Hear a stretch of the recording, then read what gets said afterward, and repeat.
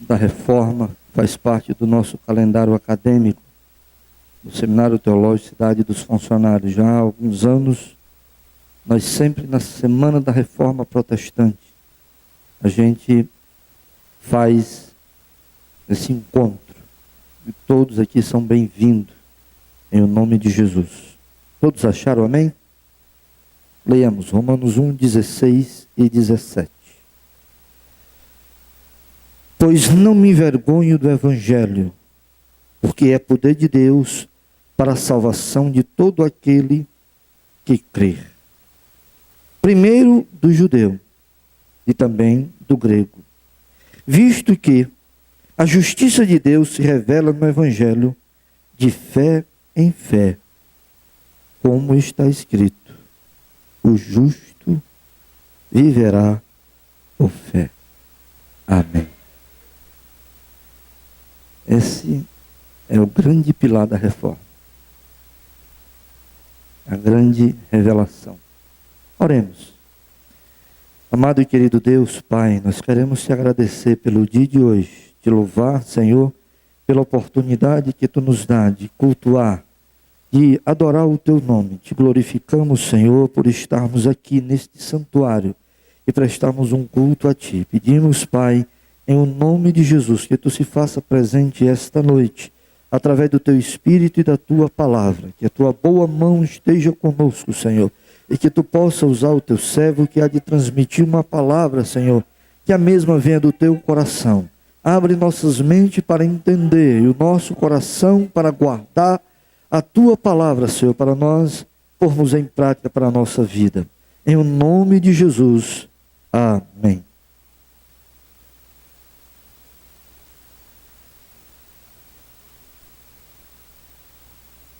Glória a Deus. Meus queridos amados, é com muita alegria que neste momento nós queremos apresentar nossos queridos amados que estão nessa noite nos visitando, ou quem sabe pela primeira vez aqui conosco.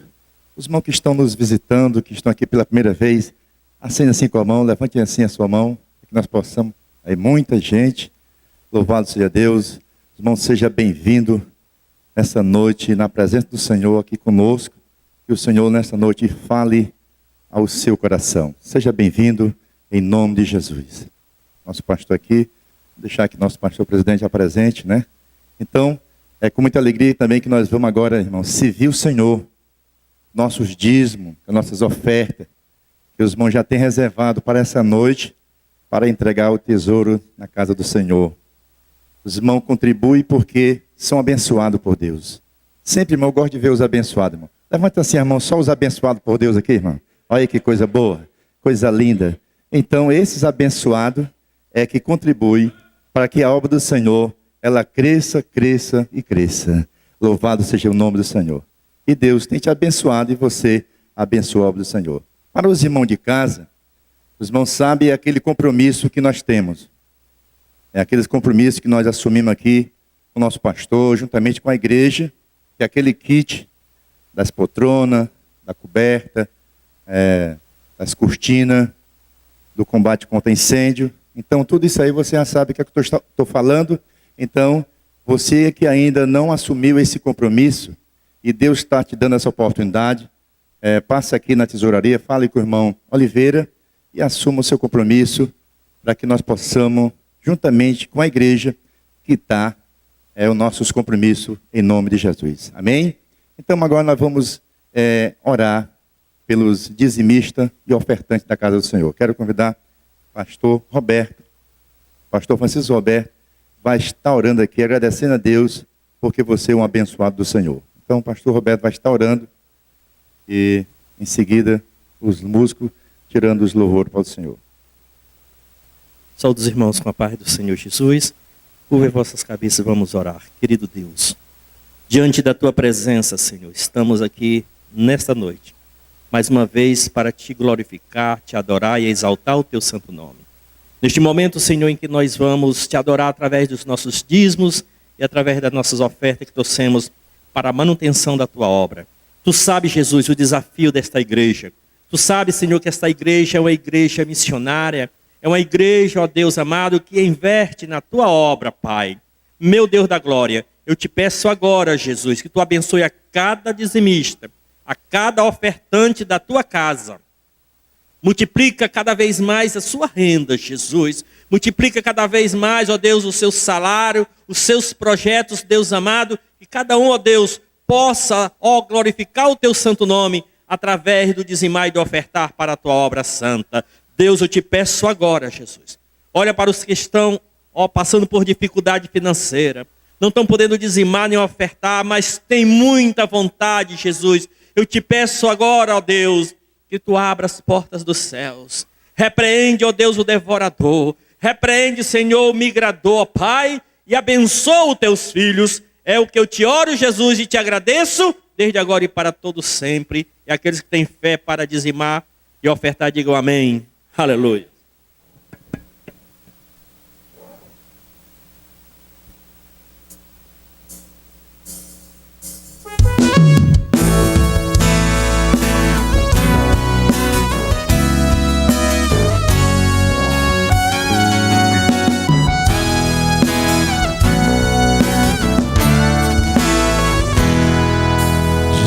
Em tua presença, reunimos-nos aqui, contemplamos tua face e rendemos-nos a ti. Pois um dia a sua morte trouxe vida a todos nós e nos deu completo acesso ao coração do Pai.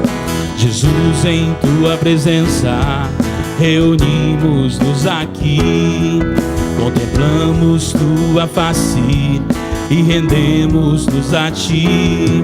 Pois um dia a sua morte trouxe vida a todos nós e nos deu completo acesso ao coração do Pai. O véu que separava já não separa mais. A luz que outrora apagada agora brilha e cada dia brilha mais. Só pra te adorar e fazer teu nome grande e te dar o louvor que é devido. Estamos nós aqui, Jesus, em tua presença, reunimos-nos aqui, contemplamos tua face e rendemos-nos a ti. Pois um dia a sua morte trouxe vida a todos nós e nos deu completo acesso ao coração do Pai. O véu que separava já não separa mais. A luz que outrora apagada agora brilha e cada dia brilha mais. Só pra te adorar e fazer teu nome grande e te dar o louvor que é devido. Estamos nós aqui só pra te adorar e fazer teu nome grande e te dar o louvor que é devido. Estamos nós aqui.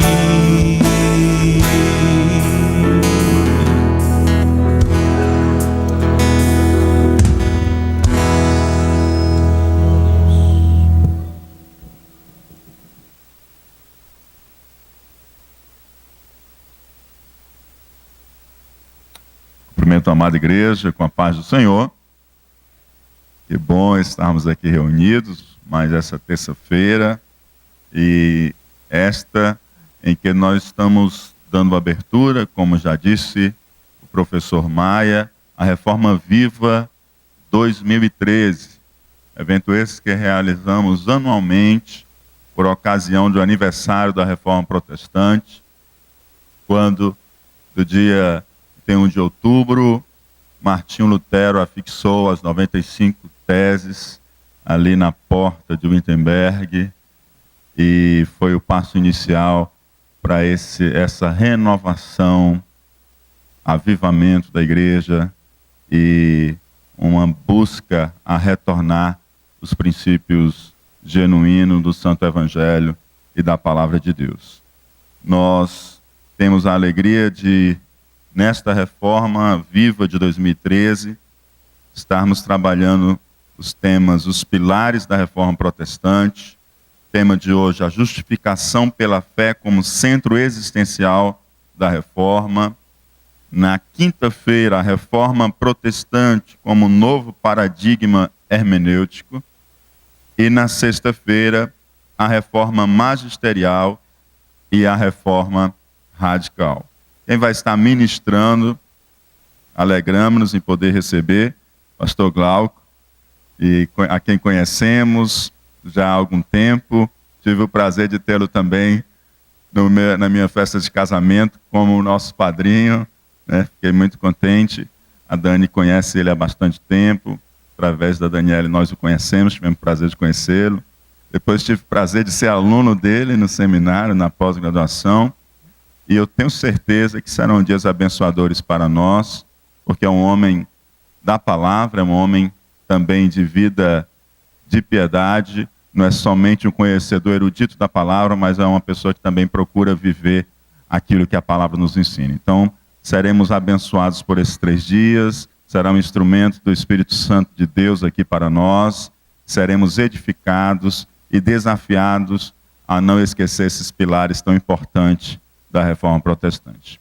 Amém? Seja bem-vindo, pastor Glauco, e já lhe convido para estar assumindo a ministração dessa noite. Seja bem-vindo em nome de Jesus.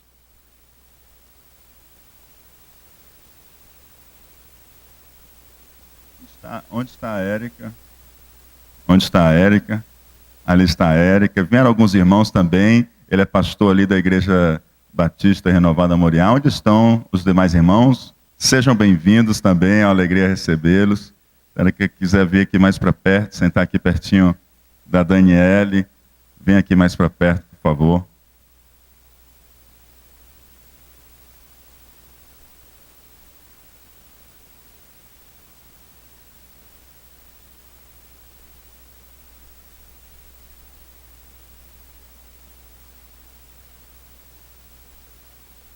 Graça e paz da parte do Senhor Jesus Cristo. Amém, irmãos?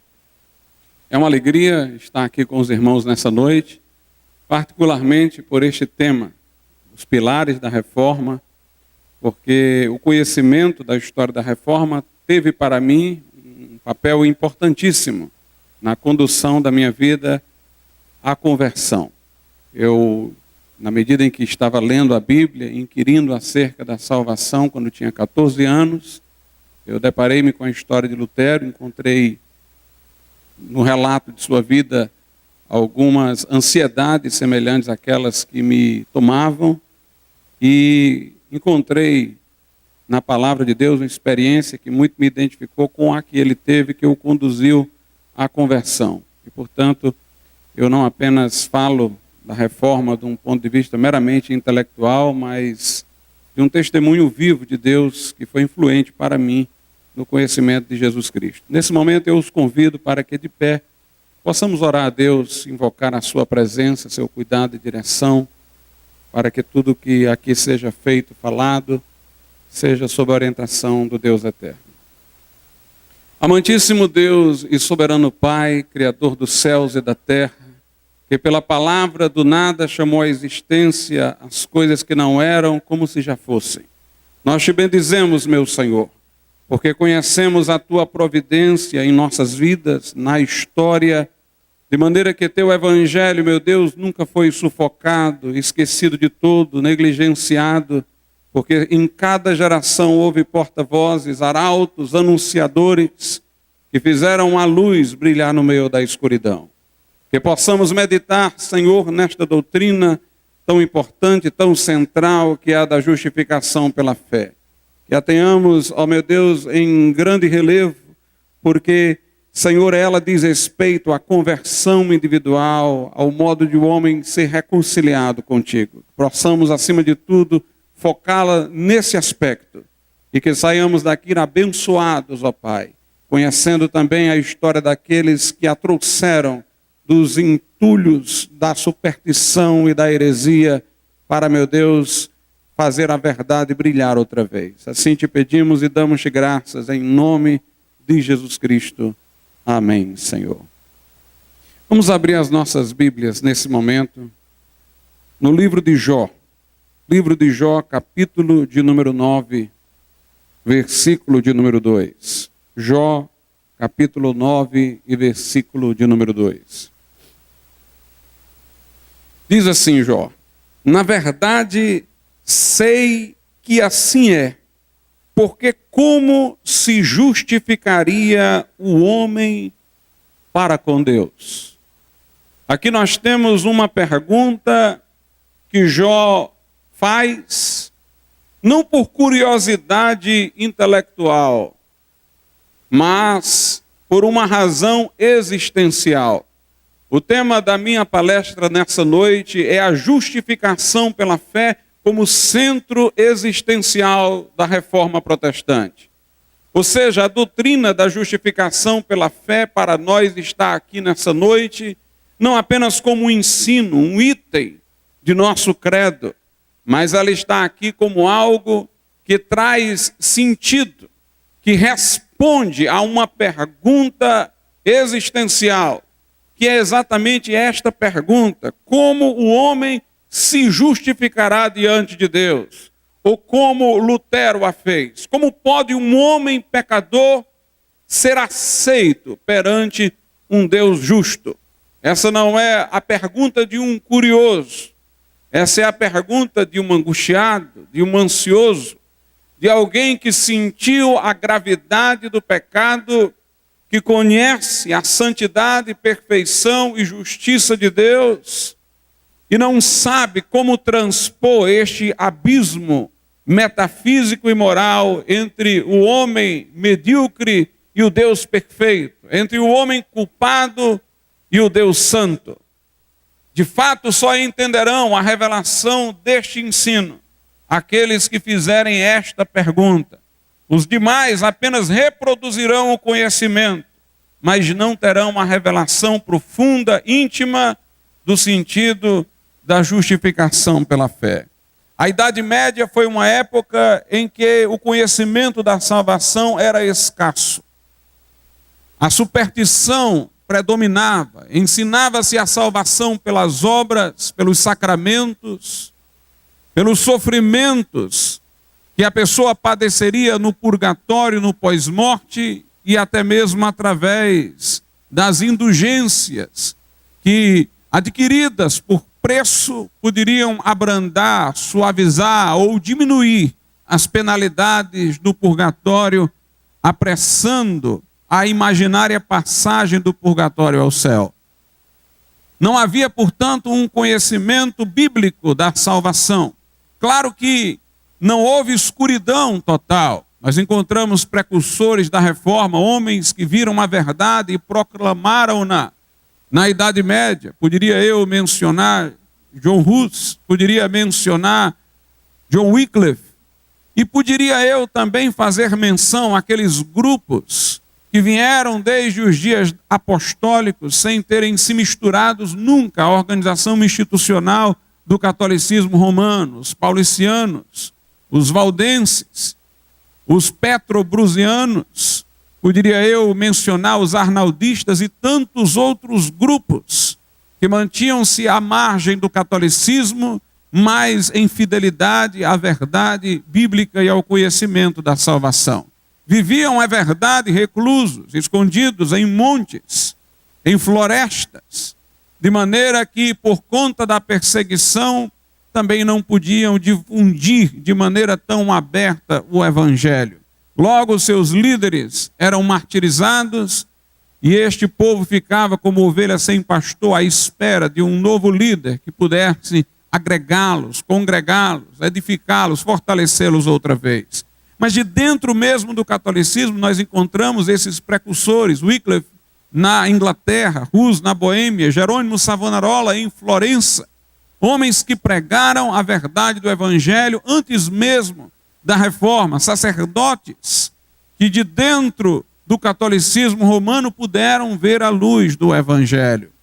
Posso eu também mencionar inúmeros monges que na vida monástica, isolados no interior dos monastérios, conheceram a verdade bíblica da justificação pela fé e foram salvos, mas pouco puderam compartilhar da sua experiência por estarem reclusos. E meus amados irmãos, na esfera pública da cristandade, o que predominava era o falso ensino. A salvação pelos méritos dos homens através destas várias coisas a que me reportei, o sofrimento no purgatório, a participação nos sacramentos, as obras. A igreja institucional se colocava como medianeira da salvação.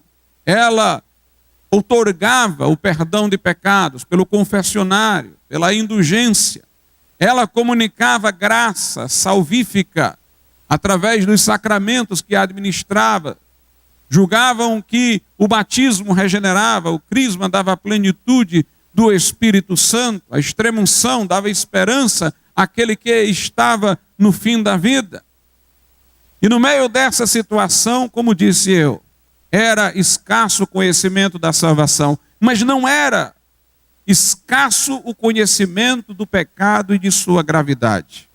O mais trágico da Idade Média é que ao mesmo tempo que se apresentava uma doutrina espúria de salvação, eles acentuavam de maneira condizente com a Bíblia a gravidade do pecado.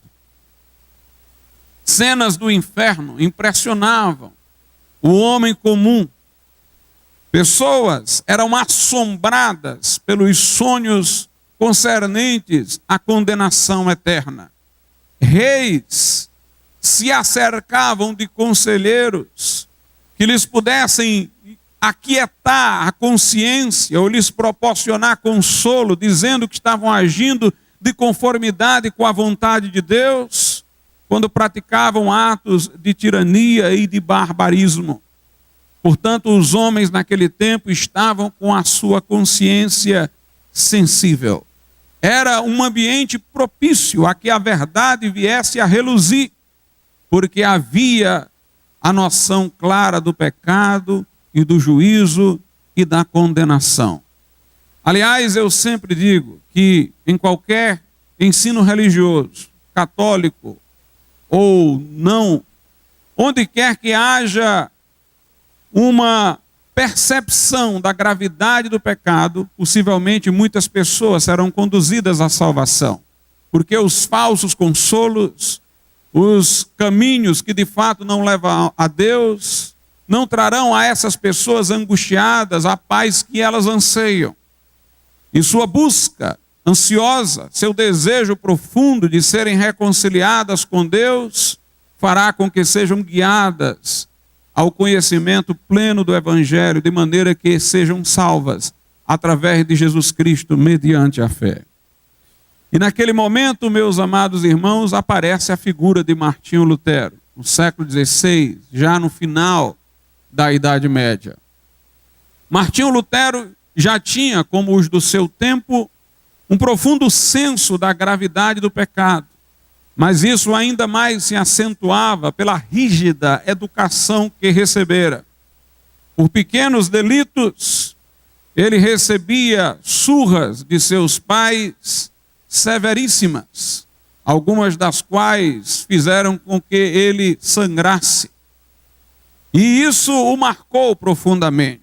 Ele tinha para com os seus pais uma imensa reverência, reconhecia que queriam o melhor para ele, reconhecia que seus padrões morais estavam corretos, mas ele não guardou boas lembranças da intensidade da disciplina que recebeu. Não que ele fosse contra a disciplina, mas a recebeu de modo excessivo. Talvez isso responda pelo seu carinho pelas crianças em idade adulta, pelas suas sugestões revolucionárias de educação lúdica para as crianças, a preocupação de que elas brincassem, de que elas tivessem prazer na vida. Mas o fato é que Lutero, por conta de seus castigos recebidos, ainda mais imaginava severa a justiça de Deus para consigo. E quando estudava direito, ele estava em meio a uma tempestade. Muitos familiares seus, coincidentemente, naquele mesmo período, haviam morrido de morte repentina por diversos motivos. E ele estava naquela tempestade e relampejava, e ele temia que ele seria morto também naquele momento, atingido por um relâmpago. Inclusive aproximou-se de uma árvore, o que não foi muito inteligente, se ele entendesse que elas iriam atrair relâmpagos para buscar proteção. E naquele desespero, ele rezou, eu não digo orou porque ele não fez referência a Deus, mas ele rezou a Santa Ana, que seria pretensamente a mãe de Maria, pedindo que o protegesse naquela situação. E se assim acontecesse, ele iria apresentar-se ao monastério, ele tornar-se-ia monge, à procura de sua própria salvação. Ele foi poupado da morte e apresentou-se ao mosteiro agostiniano, para a tristeza e lamento de seu pai, que tanto trabalhara para custear os seus estudos de direito. E lá no mosteiro ele desejou ser não apenas monge, mas também sacerdote, achando que com isso ele teria maior proximidade com Deus e assim alcançaria a sua própria salvação.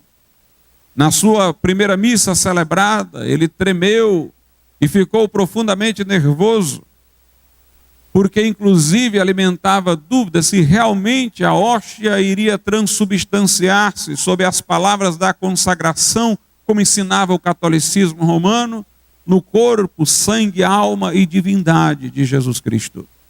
Aquele homem era sincero e perseguido por muitas dúvidas. No mosteiro, ele sujeitou-se voluntariamente a penitências que não eram exigidas, além daquilo que os demais esperavam que ele fizesse. Muitas vezes desmaiou de tanta penitência praticada, mas nenhuma delas lhe trazia a paz. E então o orientaram a peregrinar a Roma, achando que com isso ele poderia sentir-se melhor. Afinal de contas, fora a cidade santa, como chamada pelos católicos, saíra numa peregrinação penitencial e, portanto, isso poderia lhe trazer conforto. Foi o que ele fez, ele foi a Roma. Mas ao chegar em Roma, ele mais decepcionado ficou. Ao ver tanta corrupção, tanta prostituição, tanto comércio entre os padres, ficou decepcionado com a figura do Papa, que tinha espírito militar e gostava de se vestir com armadura. Ele lá também ficou abismado com o comércio religioso, que envolvia relíquias, envolvia indulgências, e embora lá tenha pago para também ter uma indulgência, ele envergonhado ficou quando subia ajoelhado uma escada, pagando uma penitência, que segundo lhe diziam, traria absolvição para seus parentes falecidos. Ele levantou-se da escada e ficou envergonhado do que estava fazendo. Aquilo não poderia ser verdade. Deus não poderia ser tão mesquinho. Aquele não era o caminho de Deus, era o caminho dos homens. E sua angústia ainda mais se intensificou com esta grande pergunta: como pode um homem pecador ser justo diante de Deus? Ele era um homem sincero, ao ponto de saber que não apenas pecava, mas que o pecado era grave. As pessoas que não querem ser santas são as que menos pecadoras se acham. E aqueles que querem de fato ser santos são os que mais se sentem pecadores. Aqueles que estão incumbidos de limpar uma casa são os que encontrarão mais sujeira nela. Os que não tiverem esta ocupação dirão: não, esta casa está limpa. É aquele que está procurando a perfeição que detecta as imperfeições. E como ele era um homem obcecado pela perfeição pela qual imaginara ser aceito diante de Deus, os seus erros reiteradamente lhe apareciam. Ele sabia da gravidade desses pecados. Ele sabia da imutabilidade da lei de Deus e sabia que o juízo de Deus era implacável. E isso o deixava num grande conflito, porque ele pensava cá consigo: eu tenho que amar um Deus que me há de condenar, um Deus que me ameaça, e no entanto eu devo amá-lo. Como eu posso amar um Deus ameaçador? Como posso desejar buscar um Deus que está para comigo irado? Jó, meus amados irmãos, também conheceu este problema. Nós lemos aqui em Jó capítulo 9, versículo 2, a pergunta muito parecida com a de Lutero, quando ele diz: como se justificaria o homem para com Deus? No versículo 20 do capítulo 9, Jó diz: se eu me justificar, a minha boca me condenará. Se for perfeito, então ele me declarará perverso. Jó diz: quando eu acho que estou melhorando, eu vou ao juízo de Deus e ele percebe algo errado em mim. Quando eu estou tentando acertar, aquele cujos olhos são como chama de fogo, avistam os meus pecados ainda presentes.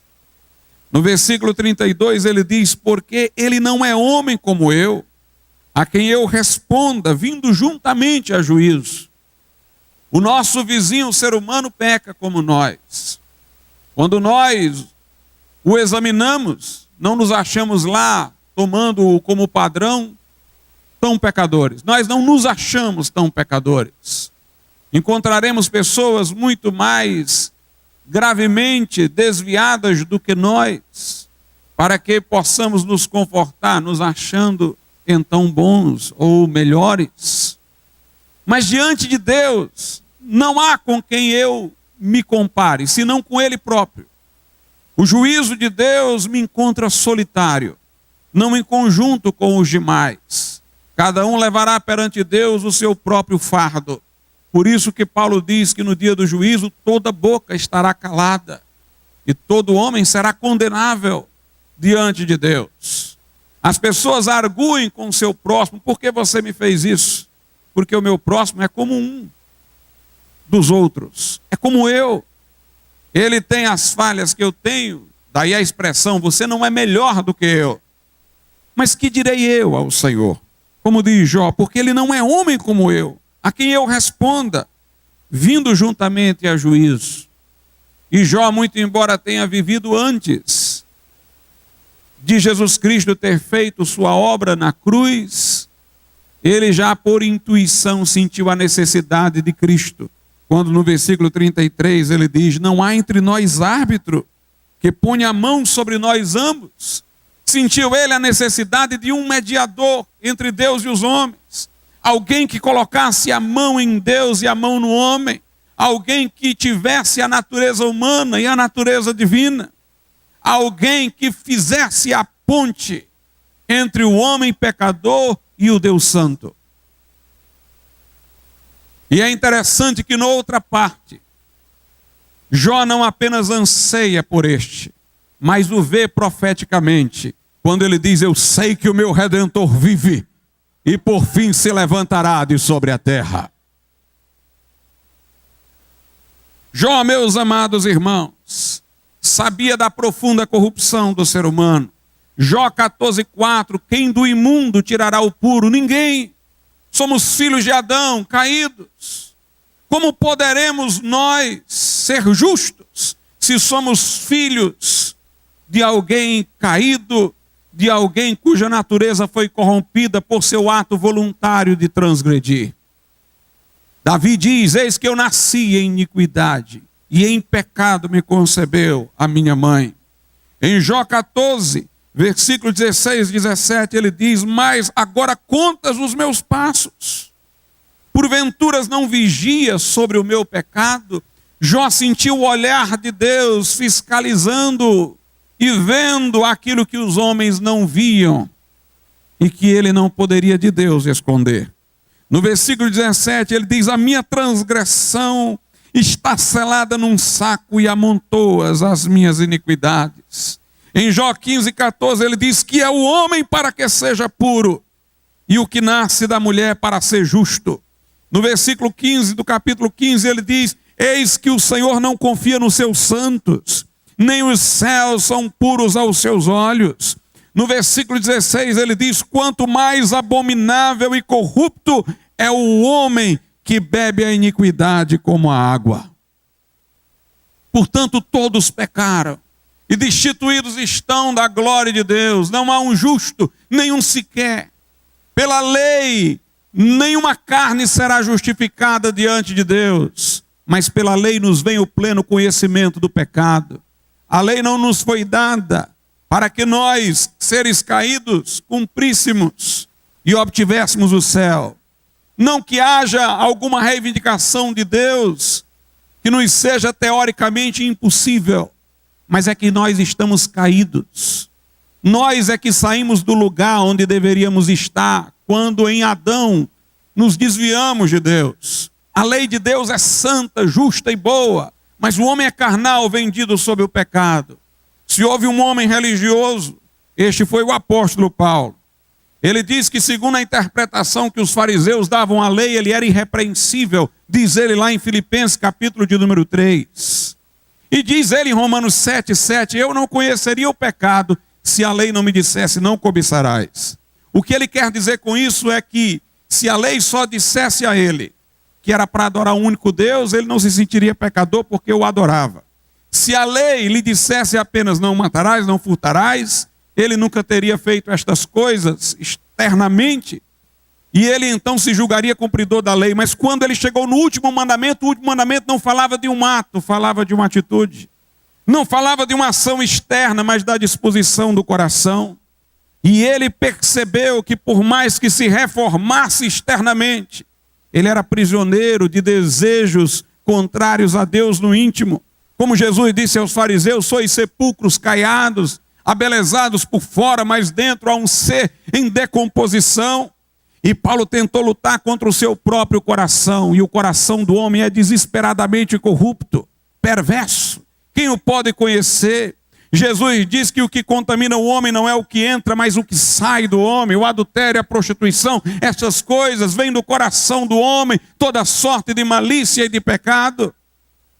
E Paulo começou a tentar mudar as disposições do seu coração, mas tentando evitar a cobiça nela incidia. Ele disse: eu não faço o bem que quero, mas o mal que não quero, este faço. Quando quero fazer o bem, o mal está comigo. Miserável homem que sou, quem me livrará do corpo desta morte? Ninguém vai chegar à salvação sem que dê este grito. Ninguém vai chegar à fé bíblica sem que em seu coração brote este clamor. Porque a fé pela qual somos salvos, meus prezados irmãos, não é uma fé dogmática, doutrinária ou intelectual. É uma fé do coração, como diz Paulo: se em teu coração creres, serás salvos. É uma fé que reúne as energias mais íntimas do nosso ser e as direciona a Deus. A verdadeira fé não é simplesmente apreendida, ela é um dom de Deus para aquele que está buscando, para aquele que está à procura. Buscar-me-eis e me achareis, diz o Senhor, quando me buscardes de todo o vosso coração. Paulo deu o grito: miserável homem que sou, quem me livrará do corpo desta morte? E logo em seguida ele mostra ter encontrado a resposta quando diz: graças a Deus por nosso Senhor Jesus Cristo. Aleluia. Há uma pergunta existencial que tem que ser feita para que se nos venha a revelação da justificação pela fé. A angústia de Lutero continuava a persegui-lo e atormentá-lo. Os seus superiores pensaram. Jerônimo, São Jerônimo, que traduziu a Bíblia do grego para o latim, a Vulgata, ele era um homem atormentado como Lutero. Mas quando se dedicou ao trabalho de tradução das Escrituras, ele se aquietou. Então os seus superiores o indicaram para ser professor de teologia na Universidade de Wittenberg. Pensando consigo, se este homem começar a estudar a Bíblia, quem sabe ele não vai se aquietar como Jerônimo se aquietou. E Lutero lá preparando suas aulas. Num dia, deparou-se com um texto da carta de Paulo aos Romanos, capítulo de número 1. Romanos 1, 16 e 17. Porque não me envergonho do evangelho de Cristo, pois é o poder de Deus para a salvação de todo aquele que crê. Primeiro do judeu e também do grego, porque nele se descobre ou se revela a justiça de Deus, de fé em fé, como está escrito, mas o justo viverá da fé. Lutero de repente entendeu que quando a Bíblia fala de justiça de Deus, ao menos na carta aos Romanos, não é juízo que ela quer salientar. Não é aquela justiça ativa pela qual Deus vem e pune. É a justiça passiva, pela qual Ele nos aceita como justos. Não por aquilo que somos, mas por aquilo que Jesus Cristo é. Somos pecadores, sim, mas Jesus se fez carne e habitou entre nós. Foi gerado no ventre de Maria por obra do Espírito Santo para que não fosse herdeiro de semente adâmica. Não estava sob corrupção. O anjo disse: o ente que de ti há de nascer é santo. Não apenas foi santo nos atos, foi santo na concepção. E este Jesus, o segundo, o último Adão, o novo homem, o cabeça da nova humanidade, o princípio de uma nova criação, foi tentado assim como nós, no deserto, mas não pecou. O diabo disse: se tu és filho de Deus, transforma esta pedra em pão. Usa teu poder para te exibir e satisfazer tuas necessidades. Mas Jesus disse: nem só de pão viverá o homem, mas de toda a palavra que sai da boca de Deus. O diabo disse: se tu és o filho de Deus, salta daqui, está escrito que os anjos te segurarão. Jesus disse: também está escrito, não tentarás o Senhor teu Deus. O diabo disse: tu veio para tomar tudo de mim, para resgatar os homens de mim. Eu te dou de graça, se tu prostrado me adorares. Eu te dou um atalho sem precisar de cruz. Eu te devolvo o que eu tomei. Mas Jesus disse: está escrito, ao Senhor teu Deus adorarás, e só a Ele prestarás culto. Em sua boca não se achou engano. Até o traidor disse: pequei contra sangue inocente. Até Pilatos disse: não vejo neste homem crime algum. E este homem perfeito, justo, cordeiro que foi levado ao matadouro como ovelha muda, cordeiro de Deus que tira o pecado do mundo, ele tomou sobre si a iniquidade de todos nós. Ele foi moído e traspassado, como disse Isaías, pelas nossas iniquidades e pecados. E lá na cruz ele morreu em nosso lugar, o justo pelos injustos, para levar-nos a Deus. O maior grito da história da humanidade não é independência ou morte, é está consumado. Foi o grito de Jesus na cruz.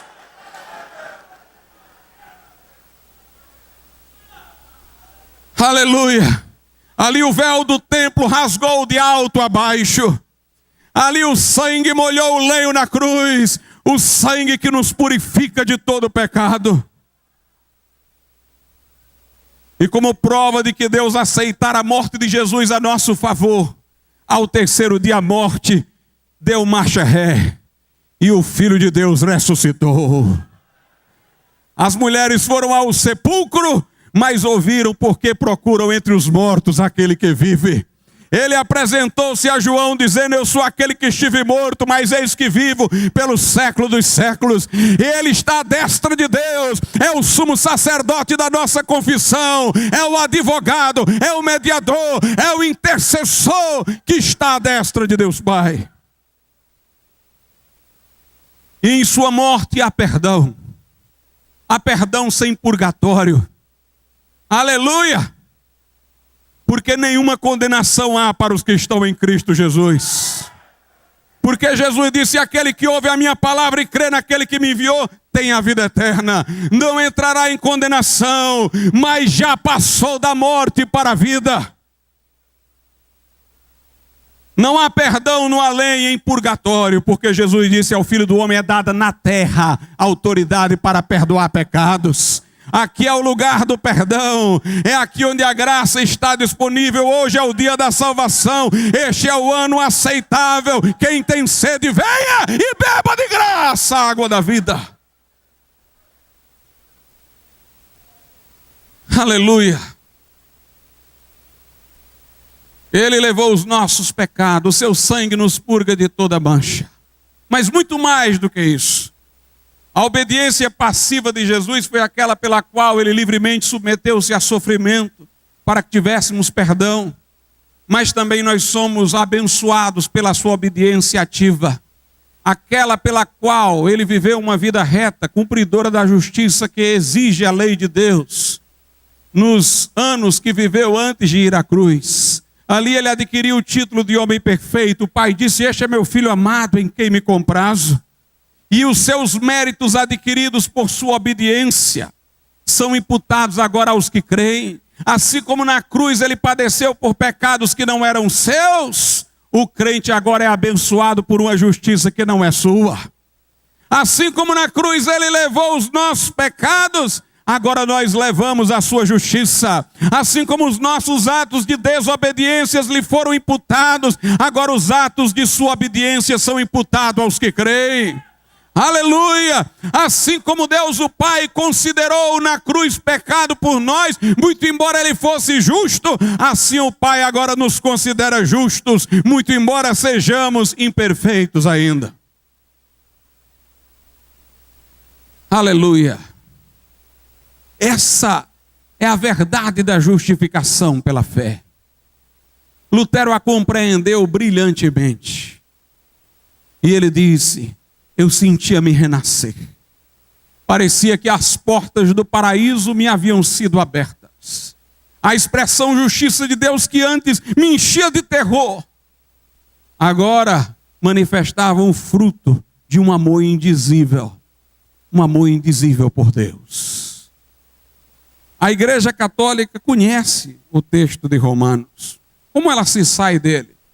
Em primeiro lugar, o catolicismo lê erradamente fé e justificação.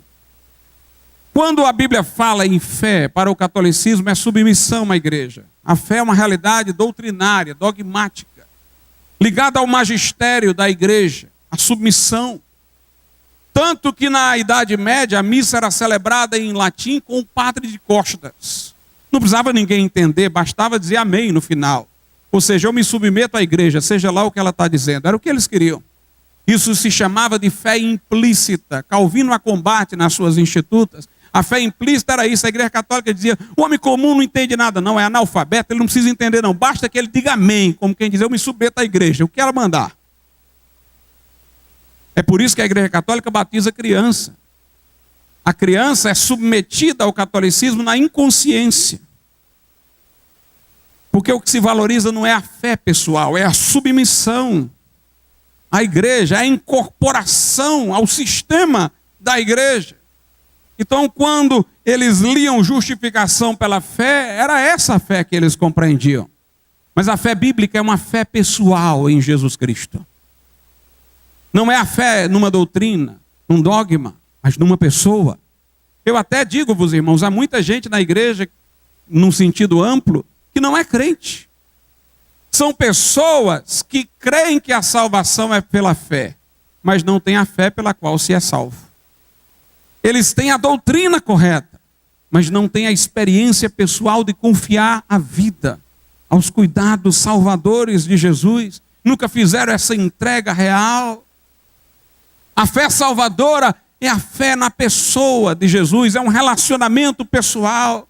Jesus disse à mulher samaritana: se tu conheceras o dom de Deus e quem é o que te fala, duas coisas, o que eu tenho para dar e quem eu sou, tu me pedirias e eu te daria água viva, eu e tu e eu. É um relacionamento, é uma entrega, é uma confiança, aleluia, que gera novo nascimento. Aquele que está em Cristo, nova criatura é, as coisas velhas já passaram, eis que tudo se fez novo, que traz perdão, justificação e aceitação diante de Deus. E para o catolicismo, justificação significava tornar-se justo. Então eles liam e ainda leem assim, que o homem torna-se justo se submetendo à igreja. Submetendo à igreja, aos sacramentos e tal, ele vai se tornando justo. Só quando ele estiver perfeitamente justo, ele está pronto para entrar no céu. Por isso, quando ele morre, ainda tem algumas dívidas a pagar lá no purgatório, porque tem que chegar lá perfeito. Nós não negamos que Deus está trabalhando em nós para nos aperfeiçoar. Não negamos isso. O crente está caminhando de glória em glória, sendo convertido à imagem de Jesus. Vamos de força em força até chegar a Sião. Temos recebido graça sobre graça. Aleluia, o justo é como a luz da aurora, ele brilha mais e mais até ser dia perfeito. Estamos crescendo na graça e no conhecimento de Jesus, mas nós não esperamos ser aceitos por Deus quando já estivermos perfeitos. Nós vamos crescendo no conhecimento, na graça de Jesus, sabedores de que Deus já nos aceita por seu Filho Jesus Cristo. Porque a justificação não é ser tornado justo, é ser declarado justo. Não é algo que se opera em nós, é algo que se nos atribui. Não vem de vós, é dom de Deus. E o que vem de Deus não vem pela metade, já vem perfeito. O que se opera em mim, muito embora venha de Deus, demora. Demora porque é em mim, não porque veio de Deus. Mas aquilo que Deus me atribui, não é aquilo que Ele está operando em mim, é aquilo que Ele me atribui com base no que seu Filho fez, é perfeito. Aleluia, a justiça perfeita de Cristo é atribuída aos que creem. Justificação é um ato forense. Como aquele ato do juiz que bate o martelo e diz: declaro inocente, absolvido. Deus declara justo, declara inocentado, declara absolvido aquele que confia em Jesus, não por causa daquilo que ele é, mas por causa do que Jesus é. Não por causa do que ele fez, mas por causa do que Jesus fez. E aí nessa hora eu deixo de ser réu. E Deus deixa de ser juiz, Ele tira a sua toga e desce de sua tribuna e me abraça como pai. E eu agora me apresento a Ele como filho. E eu serei para vós pai, e sereis para mim filhos e filhas, diz o Senhor Deus. O crente é adotado e entra num novo relacionamento com Deus por intermédio de Jesus Cristo. A Bíblia deixa isso claro, que a justiça é por imputação, não é ser tornado justo, é ser declarado justo. Romanos 4, versículo 5 em diante. Mas aquele que não pratica, ou seja, não tem as obras, mas crê naquele que justifica o ímpio. Note, Deus justifica, declara justo um homem pecador, um ímpio arrependido que crê. Obviamente ele não vai continuar na vida de pecado, vai ser liberto, mas Deus declara justo aquele homem contristado, porém pecador. Jesus contou uma parábola, ou não sei se era parábola ou história verídica, ele falou que 2 homens entraram no templo, um fariseu e um publicano, e o fariseu contabilizava méritos: graças te dou, Senhor, porque eu não sou como esse publicano que faz isso, aquilo outro. E diz a Bíblia que ele saiu do templo condenado, mas o publicano batia no peito e sequer ousava levantar a fronte ao céu. E ele dizia: ser propício a mim, ou seja, me aceita. É a ideia da redenção, ser propício. Jesus é a propiciação pelos nossos pecados e também pelos do mundo inteiro. Ele estava invocando Cristo, a propiciação, ser propício a mim, que sou pecador. Ou seja, porque eu sou pecador, eu preciso de propiciação, ser propício a mim. Jesus disse: esse daí saiu justificado. Aleluia. Mas aquele que não pratica, versículo 5 de Romanos 4, mas crê naquele que justifica o ímpio, a sua fé lhe é imputada, note, imputada, atribuída. É um ato forense, judicial. É uma contabilização de méritos a favor de, mas a sua justiça lhe é imputada como justiça. Assim também Davi, note, declara: bem-aventurado o homem a quem Deus imputa a justiça sem as obras, dizendo: bem-aventurados aqueles cujas maldades são perdoadas e cujos pecados são cobertos. Bem-aventurado o homem a quem o Senhor não imputa o pecado, a quem o Senhor não atribui o pecado, em relação a quem o Senhor não leva o pecado em conta, porque já foi pago na cruz do Calvário. Quando o homem, entretanto, tem essa experiência, irmãos, isso não significa, como os críticos dizem, que ele vai dizer: eu agora fui justificado pela fé, pronto, agora eu posso pecar. De maneira nenhuma. Ele é tomado por uma gratidão profunda para com Deus. Aleluia. Ele quer obedecer e servir a Deus, não por temor do inferno, mas porque agora ele é prisioneiro de Deus por gratidão. Eu não posso ferir ao coração de um Deus que tanto me amou. Eu não posso transgredir a lei de um Deus que me foi tão misericordioso. Paulo diz: rogo-vos, irmãos, pelas compaixões de Deus. Paulo não diz: rogo-vos, irmãos, porque senão vocês vão para o inferno. Ele diz: pelas compaixões de Deus. Pense nas compaixões de Deus, e baseado nisso eu estou rogando a vocês. Lembre-se disso e apresentem a Deus o vosso corpo em sacrifício vivo, santo e agradável, porque este é o vosso culto racional. Mas muito mais do que isso, além da gratidão, a gratidão é inspiração, mas eu preciso de força para obedecer. Eu sou um pecador, filho de Adão, não tinha força. Querendo fazer o bem, o mal estava em mim. Mas agora Deus cria em mim um novo coração.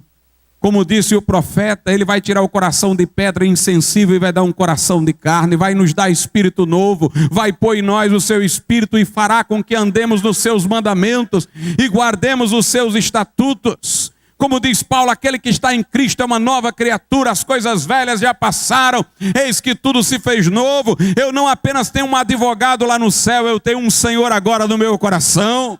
Porque se em corpo ele está nas alturas, em espírito ele disse: eis que estou convosco todos os dias, até a consumação dos séculos. Aquele que fez a obra por nós é poderoso para fazer a obra em nós. A Bíblia diz lá na carta aos Coríntios, capítulo 1, versículo 30, que Jesus se tornou da parte de Deus para nós justiça, sabedoria, santificação e redenção. Note, ele é justiça e santificação. João Calvino dizia: nós não podemos dividir Jesus em dois, Jesus justiça e Jesus santificação.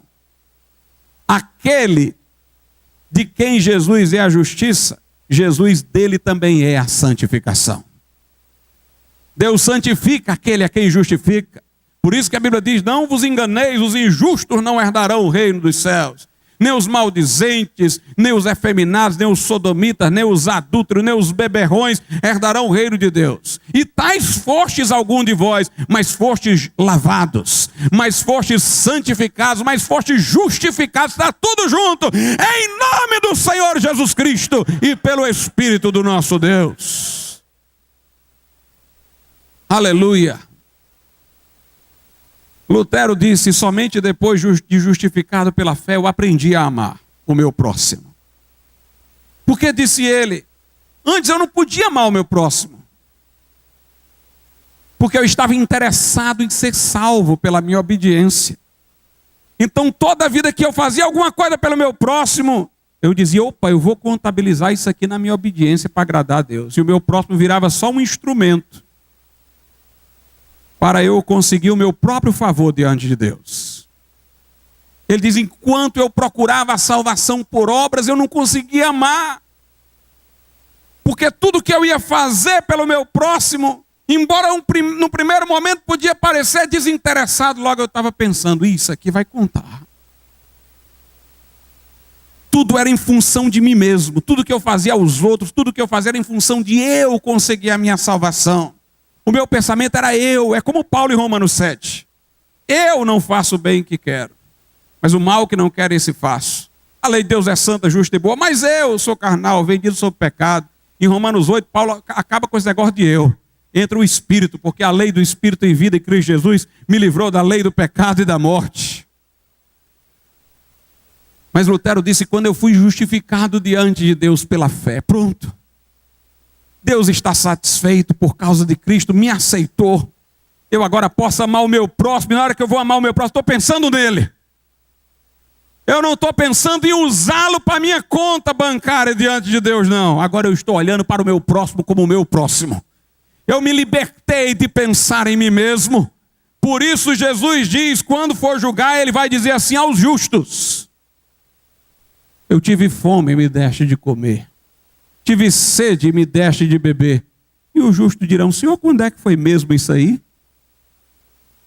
Porque eles não contabilizaram méritos, eles fizeram por amor e não se lembravam mais. Não era mais o eu, eles fizeram por amor a Jesus. Senhor, quando foi que fizemos? Jesus dirá, tudo que fizeste a um destes pequeninos irmãos meus, a mim me fizeste. Aleluia, libertados para amar. E aí Lutero cita Gálatas, onde diz, porque em Cristo Jesus o que vale não é a circuncisão nem a incircuncisão, mas a fé que opera pelo amor. A fé me liberta de mim mesmo, para que eu possa amar. E ele comenta essa passagem no seu livro da Liberdade Cristã, dizendo o seguinte, pela fé eu sou senhor de tudo, e não sou escravo de ninguém, mas pelo amor, eu não sou dono de nada e me torno servo de todos. Como diz Paulo, fiquei livre de todos para depois me tornar escravo. Serve o crente voluntariamente, serve o crente por amor, na base da fé que opera pelo amor. A vida de Lutero mudou com esta experiência da justificação pela fé. Ela trouxe uma nova visão do amor de Deus e do amor ao próximo. Ela trouxe paz para a sua alma e conforto. Lutero nunca pensou em fazer a reforma, meus prezados irmãos. Nunca foi do seu interesse sair da Igreja Católica ou dividi-la num primeiro momento. Mas aconteceu o seguinte, depois de salvo, ele fez o que todo crente salvo faz. Ele começou a compartilhar a sua experiência. Começou a falar de Jesus. Começou a falar do que lhe aconteceu. Começou a falar aos seus paroquianos da experiência salvadora. E o Papa queria construir a Basílica de São Pedro, que até hoje é o grande monumento de Roma, e não tinha dinheiro.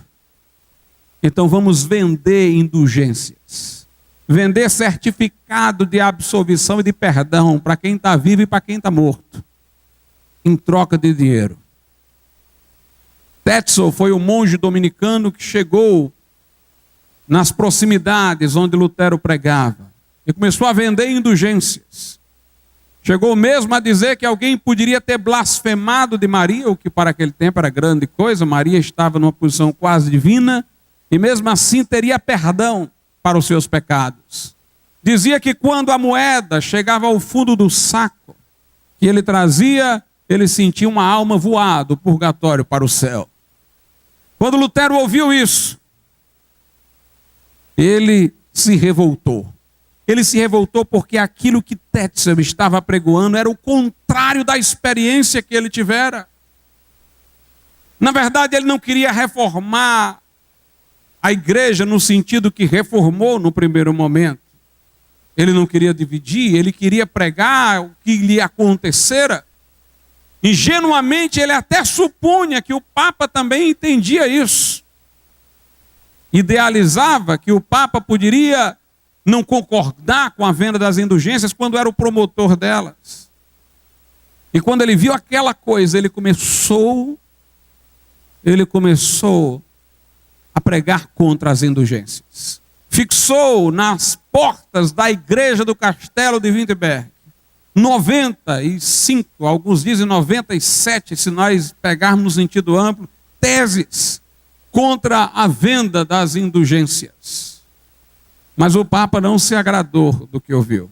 Lutero foi inquirido por Caetano, um líder episcopal, e ele manteve a firmeza da sua crença na justificação pela fé. Debateu com o doutor Eck sobre a justificação pela fé e manteve-se firme. E nesta hora ele já via os erros do catolicismo romano e chegou a dizer claramente que o Papa nem os concílios eram infalíveis, a Bíblia sim era infalível. Lutero recebeu uma ameaça de excomunhão, mas ele não titubeou. Queimou-a na presença de seus alunos, junto com muitos livros da Igreja Católica Romana.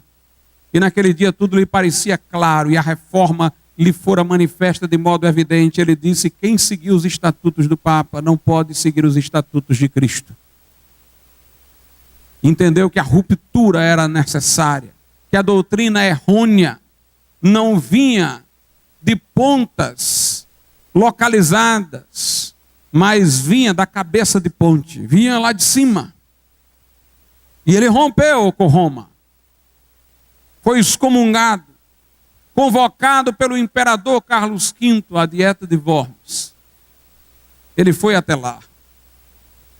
Inquirido sobre se iria se retratar do que escrevera, ele manteve-se firme. E suas palavras naquela Dieta de Worms até hoje ecoam. Ele disse: se alguém me convencer de que estou errado pelas escrituras ou pela razão simples, eu me retrato. Mas não ouço concílios nem papas, porque muitas vezes se contradisseram uns com os outros. E ele disse: minha consciência é prisioneira da palavra de Deus. Não quero e não vou retratar-me de coisa nenhuma. Aqui estou, e que Deus venha em meu auxílio. Antes aquele homem enfrentara o Papa quando rejeitara a ameaça de excomunhão e queimara a bula. Agora este homem, irmãos, desafiava o próprio imperador. De onde vinha tanta força? De onde vinha tanto fôlego? Da crença nessa mensagem. Do fulgor dessa mensagem. Carlyle, poeta inglês, ele dizia: os protestantes do século XVI, eles tinham nervos de aço e tinham estruturas para serem heróis, para enfrentarem tudo e todos, por aquilo em que cria. Justo L. Gonzalez diz: Lutero era sincero até a paixão. Convencido de que uma coisa era verdadeira, ele ia até as últimas consequências. Homens que criam, irmãos. Uma vez perguntaram a um líder católico, à época em que Lutero vivia, se ele acreditava no que Lutero ensinava. O homem disse: eu ainda não sei, mas de uma coisa eu sei, ele acredita no que ensina. Aleluia. Ele acredita. Este homem tem convicção. Ao ir para a Dieta de Worms, ele foi advertido de que lá ele seria morto. Porque anos antes, em tempos de outrora, na Boêmia, João Hus fora convocado para um concílio em Constança. Levara consigo um salvo-conduto, garantia de que lá não seria morto. Mas a autoridade que lhe deu o salvo-conduto voltou atrás, não lhe deu a proteção prometida. E ele foi queimado vivo.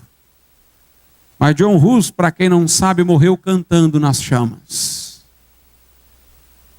Ao ser levado ao suplício, ele foi amarrado, colocaram um cálice nas suas mãos, e próximo da fogueira lhe tiraram o cálice. E disseram àquele precursor da reforma: tu não és digno do cálice do Senhor. E ele disse: pois eu te digo que hoje mesmo eu beberei no reino dos céus. E o homem disse: Judas, aos demônios eu entrego a tua alma, ao inferno eu entrego a tua alma. Os olhou para o céu e disse: Jesus, a ti eu entrego a alma que tu salvaste. Ele morreu cantando, mas antes da morte ele disse: hoje morre o ganso, porque Rus na língua nativa daquele homem significava ganso. Ele disse: mas daqui a 100 anos Deus levantará um cisne e vocês não poderão queimar. 102 anos depois, Lutero fixava as 95 teses na porta do castelo de Wittenberg. Perguntaram-lhe de que era aquilo que Rus falou, de quem era. Lutero disse: eu sou o cisne de que Rus falou. Disseram a Lutero: tu tens o salvo-conduto do imperador, mas lá eles te matarão. Lutero disse: ainda que haja lá tantos demônios quantas sejam as telhas daquele lugar, eu irei para lá. E a maior parte dos biógrafos de Lutero acreditam que ele terminou a composição do Castelo Forte, seu hino mais conhecido, indo para lá. Castelo forte é o nosso Deus, espada e bom escudo, aleluia. E no hino ele diz: eu sei que a palavra ficará, ainda que temos que perder família, bens, mulher, embora a vida vá por nós, Jesus está, e dar-nos a seu reino. Ele diz que a palavra, que o acusador cairá por uma só palavra. E dizem que ele cantou este hino na entrada de Worms. Meus irmãos, esta mensagem arde no coração do que a recebe. Lutero era um homem que cria profundamente na eficácia da palavra. Ninguém deveria ser forçado à fé, dizia ele, mas trazido à fé pela palavra. A palavra faz, a palavra opera. Uma vez disseram a ele: você dividiu a Europa em duas. Ele disse: eu não saí de Wittenberg praticamente. Passei o tempo aqui comendo meu pão, bebendo a minha bebida, mas foi a palavra de Deus que fez tudo isso. A palavra de Deus foi que transtornou o mundo, colocou o mundo de cabeça para cima, porque sem ela o mundo está de cabeça para baixo. Meus prezados irmãos, a justificação pela fé é o centro existencial da reforma. Não é apenas o centro doutrinário, o coração doutrinário. É o coração da reforma. É o coração pulsante da reforma. É a experiência que nos faz passar da morte para a vida, das trevas para a luz. É quando as escamas caem dos nossos olhos, para nós entendermos que Deus é um Deus de amor, para nós olharmos para a cruz e vermos ali a justiça de Deus implacável e o amor de Deus insondável. Aleluia! Quando eu olho para a cruz, eu vejo que Deus é justo.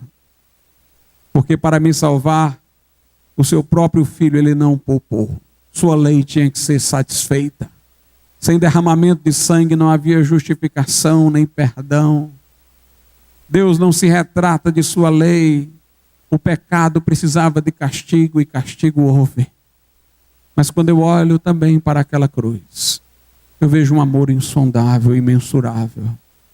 Se Deus, diz Paulo, não poupou a seu próprio filho, antes o entregou por nós todos, como não nos dará com ele todas as coisas?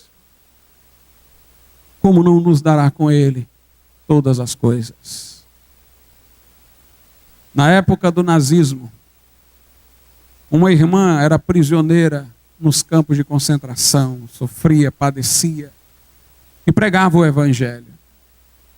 E alguns diziam: como é que você consegue ainda crer num Deus de amor?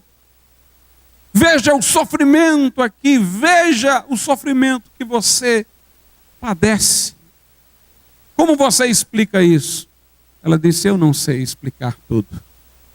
Ainda não terminou a história. As peças do quebra-cabeça ainda não foram todas juntadas. Mas antes que tudo termine, a última peça seja colocada, eu já posso saber que Deus tem um plano de amor para comigo, apesar de tudo que eu vejo. Porque Ele não seria alguém que não me amasse se seu filho não tivesse padecido naquela cruz. Eu me agarro ao que aconteceu na cruz. Um inglês fez uma peça teatral. Na peça havia uma representação do julgamento. Jesus estava sentado no trono, ou melhor, ainda estava o trono aberto, ele iria se assentar no trono para julgar.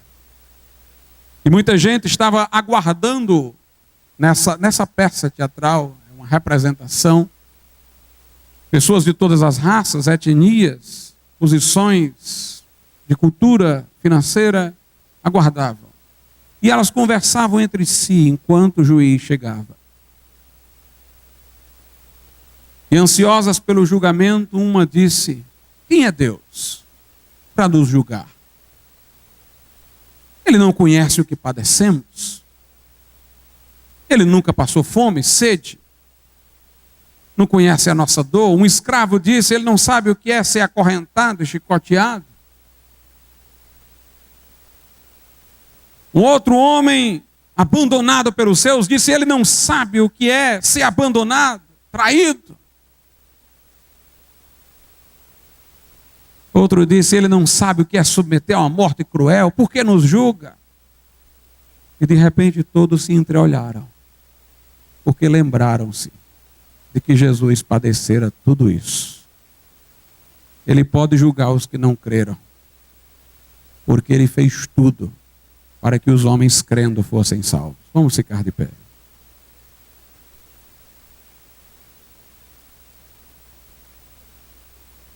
Santíssimo Deus e nosso Pai, graças te damos pelo teu amor incomparável e imensurável, pela obra perfeita, completa de Jesus na cruz do Calvário. Nós te damos ações de graças, ó Deus, pela força dessa mensagem, que fez homens pequenos levantarem-se em períodos em que eles ameaçavam homens grandes. Fizeram, meu Deus, com que pessoas simples ousassem dizer coisas grandes. Que o Senhor aplique esta verdade aos nossos corações. Que ela arda como chama no nosso coração, inflamando-nos com paixão pelas almas, com zelo pela santidade, com amor ao próximo, com anelo de ver o teu nome glorificado, celebrado, anunciado sobre a terra. Nós te pedimos tudo isso e te damos graças. Em nome de Jesus. Amém. Podeis sentar.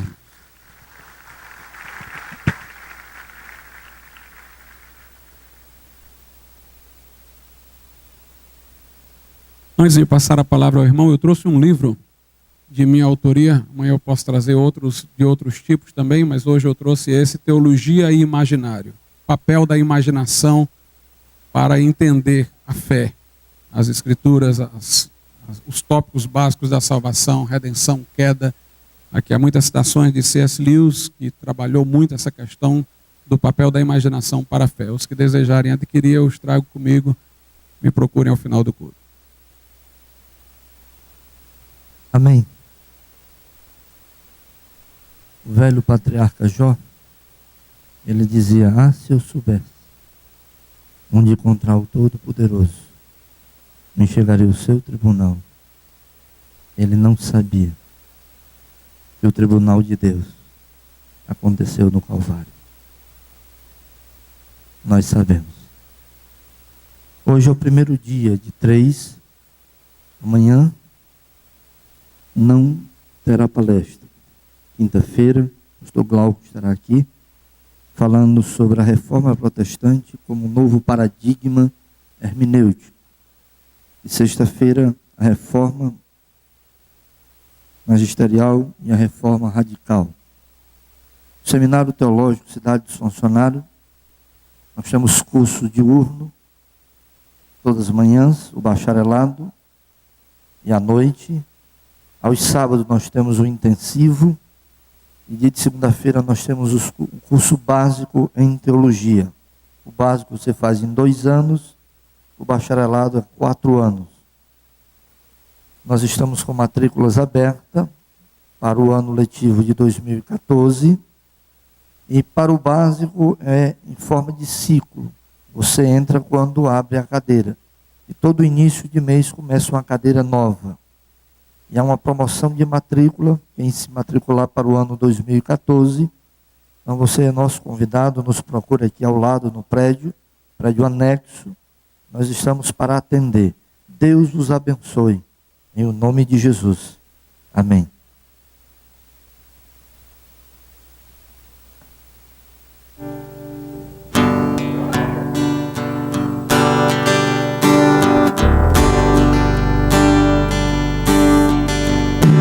De cruz se erigiu, belo dia fugiu, como emblema de vergonha e dor. Mas contempla esta cruz, porque nela Jesus deu a vida por mim, pecador. Sim, eu amo a mensagem da cruz. É morrer, eu a vou proclamar. Levarei eu também minha cruz, é por uma coroa trocar. Aleluias, desde a glória dos céus, o Cordeiro de Deus ao Calvário humilhante baixou. Essa cruz tem pra mim atrativos sem fim, porque nela Jesus me salvou. Sim, eu amo a mensagem da cruz. Até morrer eu a vou proclamar. Levarei eu também minha cruz, até por uma coroa trocar. Nesta cruz padeceu e por mim já morreu meu Jesus para dar-me o perdão. E eu me alegro na cruz, dela vem graça e luz para minha santificação. Sim, eu amo, declare. Sim, eu amo.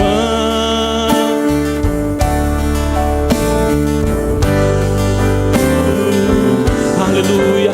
Até morrer eu a vou proclamar. Levarei eu também minha cruz,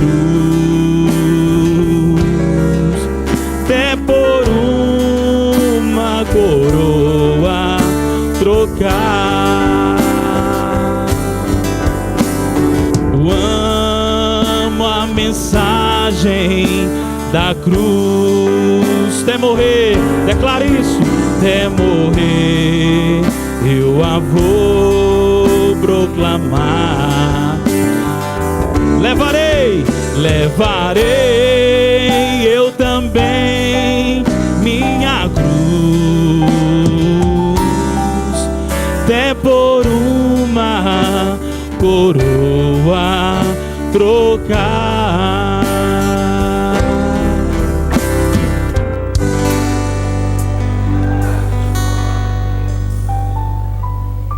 Aleluia, glória a Deus. Amados, que noite abençoada que o Senhor tem ministrado aos nossos corações. E convidamos toda a igreja a estar conosco na quinta-feira e na sexta-feira, no segundo e terceiro dia da Reforma Viva 2013. Os irmãos podem procurar o pastor Glauco também, está abençoando o seu ministério, estarem sendo abençoados através da leitura deste livro, Teologia e Imaginário. Amém? Amados, queremos trazer aqui alguns avisos. Quarta-feira, amanhã, haverá reunião para o Ministério da Família, às 19h30, aqui no auditório do nosso seminário. E o Ministério convida todos os casais. E aí lembramos que a partir de agora, permanentemente, as reuniões do Ministério de Família não serão mais às quintas-feiras, mas às quartas. Quinta-feira e sexta-feira, Reforma Viva, pastor Glauco vai estar conosco ministrando. E no sábado é o nosso culto de Santa Ceia. Então convidamos toda a igreja a estar conosco. Neste sábado também, além da celebração da Ceia do Senhor, nós vamos estar também lançando, abrindo, a nossa caminhada para o centenário das Assembleias de Deus aqui no estado do Ceará. Somos o segundo estado onde a Assembleia de Deus chegou no Brasil. Vamos fazer celebrações durante o ano que vem, de ação de graças, ações evangelísticas, um batismo unificado com várias Assembleias de Deus aqui em Fortaleza. Então vamos fazer assim, uma festividade para glorificar a Deus pelo que Deus tem feito em nós e por nós como instrumento em suas mãos aqui no estado do Ceará, juntamente com outras igrejas. E também o Senhor tem usado como instrumento em suas mãos. Também lembramos aos dirigentes que não passaram na secretaria, que passem agora ao final, que vocês vão estar recebendo as datas das festividades do próximo ano, tá certo? Para estar se reunindo com os pastores de setor, e também as datas do recadastramento dos obreiros, tá certo? Então passa lá e pega com o Wiltemar na secretaria. O Ministério de Missões está promovendo o primeiro treinamento de capacitação e evangelização infantil para todos os líderes do Ministério Infantil do campo. O início é dia 7 de novembro, às 19 horas. E a gente pede que os dirigentes estejam fazendo as inscrições com antecedência para que seja providenciado material para essas pessoas que estarão participando deste treinamento. Amém? Vamos ficar de pé e orar ao Senhor, agradecendo a Deus por essa noite em que o Senhor tem falado a nós sobre essa graça maravilhosa que temos recebido de sermos justificados em Cristo Jesus. Queremos também pedir que coloquemos em oração o Expedito Vieira, sogro da irmã Jusileide. Vamos estar apresentando ao Senhor. Ele está enfermo, precisa das nossas orações. Vamos orar como igreja do Senhor para que o Senhor possa estar dando-lhe saúde. Queremos também que estejamos orando pelo irmão Júlio. Irmão Júlio, ele está esses dias sem poder vir à igreja por motivo de saúde. Pedimos que a igreja esteja também apresentando em oração neste momento. E a irmã Norma estava vindo agora à igreja, ela, irmão Pereira, e uma pessoa na contramão, veio na contramão e acabou machucando o pé da irmã Norma. Então por isso que o irmão Pereira precisou sair, ele veio só aqui para pedir que a igreja estivesse orando, e ela foi ali para ser atendida no hospital, e a gente quer também que a gente, como igreja do Senhor, esteja orando pela irmã Norma nesse momento. Amém? Vamos orar ao Senhor, apresentar esses nossos queridos irmãos, convidar o pastor Evandro para estar fazendo a oração final, encerrando o culto essa noite e apresentando esses pedidos em oração. Meu Deus, vamos orar. Bendito e eterno Deus, nosso Pai, Deus eterno e santo, estamos gratos, Senhor, nessa noite, Senhor, porque ouvimos, Senhor, a Tua voz, Senhor, o ensinamento da Tua palavra, Senhor. Pai querido, estamos gratos, Senhor, porque estamos alimentados, Senhor, que possamos, meu Deus amado, colocar em prática em nossas vidas. Senhor da glória, abençoa o Teu filho, o Teu servo, Senhor, que ministrou, Pai. Continua abençoando o Teu servo, Senhor, usando o Senhor como Teu instrumento santo, Senhor, aonde Tu levar. Abençoa o seu ministério, abençoa sua esposa, sua família. Ó Deus santo, e assim abençoa a Tua igreja, Senhor, que veio ouvir, Senhor, a Tua preciosa palavra, Senhor. Que possamos estar aqui quinta-feira, sexta-feira, novamente, Senhor, e sábado, ouvindo a Tua santa palavra. Meu Deus amado, abençoa a Tua igreja de uma forma especial. Pai querido, te apresento agora, Senhor, a Tua filha, irmã Norma, Senhor, que sofreu esse acidente, mas Tu és o nosso Deus. Tu és o Deus, Senhor da glória, que restaura. Pai amado, abençoa a Tua filha, Senhor da glória, que não venha acontecer nada de grave, Senhor. Pai santo, que ela possa estar, Senhor, restaurada, Senhor, na Tua presença, para Te glorificar e dar este testemunho de vitória. Pai querido, e assim nos leve em paz para os nossos lares, Senhor. E todos os pedidos de oração, toma em Tuas santas mãos, Tu sabes, Senhor, e resolve, Senhor, e dá vitória. Nos leve em paz para o nosso lar, é que eu Te peço, e Te oro e Te agradeço em nome de Jesus. E quem crê diz amém.